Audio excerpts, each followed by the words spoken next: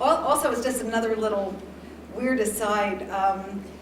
I noticed there's an actor who's sitting in the back of the van. He's sort of dressed as a transvestite. And that many years later became Mr. Big in Sex and the City. So Chris knows. But anyway, any other questions? In that horror movie sequence, I was looking in the credits to see if that was archive footage or whether you had actually shot that yourself. I was wondering how that came out. Yeah, that was, we shot it. Again, I'm a fan of B movies, really bad, tacky B movies, so I enjoyed trying to make a really bad one. And the actress that plays the actress in the B movie is actually an artist named Cookie Mueller, who passed away about 10 years ago. But and the guy who plays the guy with the scissor in the eye was he became a special effects makeup person, and he did all the special effects and also played the role. Yeah, go ahead. Could you talk some more about the production conditions? Because it doesn't look like you had a huge crew from the credits. I'm just curious how many people you had on set all the time, and what it was like. How big the thing was, how much it cost, all that kind of stuff. It was a pretty small crew. In fact, we didn't really have that van was also where we, that was it. That van was where, when it was cold, the crew would come in and take a break. It was kind of a set and our main vehicle. I'm trying to think. I mean, there were a few people, because it was shot in 3 different time periods, the AD kept changing. Each time we had a different AD. But the core group might have only been about 10, 12 people. And in terms of the budget, the original budget was about, in cash, probably about $30,000. And then there were a lot of favors.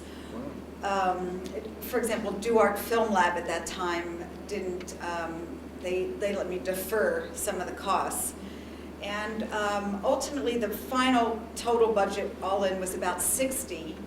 And what happened was, it's kind of a weird story. I had just gotten the film out of the lab, and I decided to, I'd heard about the Cannes Film Festival. I really knew nothing about film festivals. So I applied, and I got a letter back saying, okay, we'll take a look at your film, bring it to this lab, this screening room at this time. So I literally got it out of the lab, walked it over to the screening room, didn't know what to expect, and got a call about 3 days later from somebody at the Cannes Film Festival saying that they wanted to put it in the director's fortnight. I was kind of shocked and thrilled about that, and he said to me, can you meet me for lunch? And I can tell you, I can tell you about it, but we can't play your film unless it's in 35 millimeter. This was 16, and I didn't have any money to blow it up. So we're sitting having lunch at this restaurant in a hotel, and he's telling me about, I need money to blow it up. If it's going to be in Cannes, I need a publicist, I need posters, I need all this stuff. And it just so happened that sitting at a table right one table away from us were 2 foreign sales agents who overheard the conversation, and then they lent me the money it was about $20,000 to blow it up and do the publicity so that it could ultimately be in Cannes. And as a result of that, it then got picked up by New Line for distribution. And but again, when I made it and everyone who worked on it, it really wasn't a student film, but it was a kind of extension, of a student film. Well, this is truly what one would call providence. Absolutely extraordinary that they would be sitting right next to you. And I was about to ask you, because I know that you had a 35 millimeter print that disintegrated, and the movie was restored to 16, and I was about to ask you, how did you wind up with 35 millimeter print, because I assumed you shot in 16. Yeah. And so now I understand how all that happened. And I I must let you all know, for those who don't, that film preservation is a very important part of New York Women in Film and Television, along with so many other valuable causes. But NIWIFT has done an extraordinary job with film preservation. I had another comment, and that is, and then I'll get to you, that at the time that Susan made this film, on the budget that she made it, it was so rare to see good acting on the screen. Very rare. Most of the acting was so stilted, I don't know, it was like independent film was beginning to be in, but it was hard to digest the actors, and you just did an extraordinary job in working with these people. Well, I was very lucky to get such a good cast, because none of them had been in any films before, so. Yes? The film reminds me a little bit of Nights in Siberia, and I was wondering, especially in the ending, how you arrived at that ending, which is so perfect. You know, that's interesting, because that was one of my favorite films, and actually, it's very weird, strange that you say that, because the inspiration for that character, if I had to think of one person, it was Julieta Messina, that kind of feisty quality, but there's kind of a sad, you know, underneath all this sort of bravado, there's that sadness, and that was definitely, and she was an inspiration, absolutely. Thank you. Yes. What was the model like? How did you ever involved in your movie? She was involved because, again, I think she might have been a friend of Richard Hell's or some of the other people that were working on the film.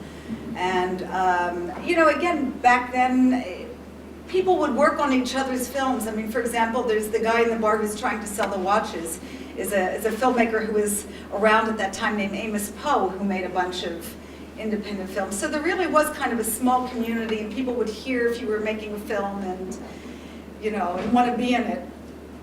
What was she like? What was she like? You know, I didn't work with her long enough to, I don't know her that well. I mean, she seemed very nice, and she seemed, you know, she was certainly kind of she was an interesting person, an interesting artist, but I can't say I was a friend. We'll take 2 more questions. Just out of curiosity, I think I saw this for the first time after Desperately Seeking Susan. Do you recall where it played in New York on first run? I do, the Waverly, Oh, which is now closed. I It's the remember that Waverly. too. Yeah. and it opened when in 1982? It must have been maybe in the fall of '82. I don't remember exactly. Sorry. Yeah, I think it's really sad. In fact, weirdly enough, the cinema that they go to see that horror film was the St. Mark's Cinema, which was sort of a rep house that was popular at that time on 2nd Avenue. It's now at the Gap, I think. I mean, I think it's really sad, because I think these kinds of films, I mean, I did briefly see bits of this on video, I don't know, maybe 8 years ago. I couldn't watch it. I mean, just, I don't know. There's a way that you see something and you were thinking about the way you wanted us to see Yeah. it, right? And then when it ends up in a little screen, it's Yeah.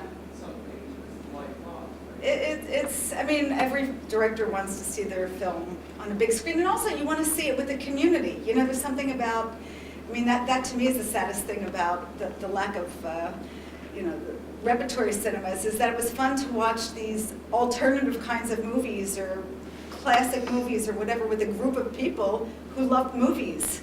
And that's harder to do these days. Go see Gowdy Afternoon. Where is it playing, Susan? At the Quad. Thank you very much.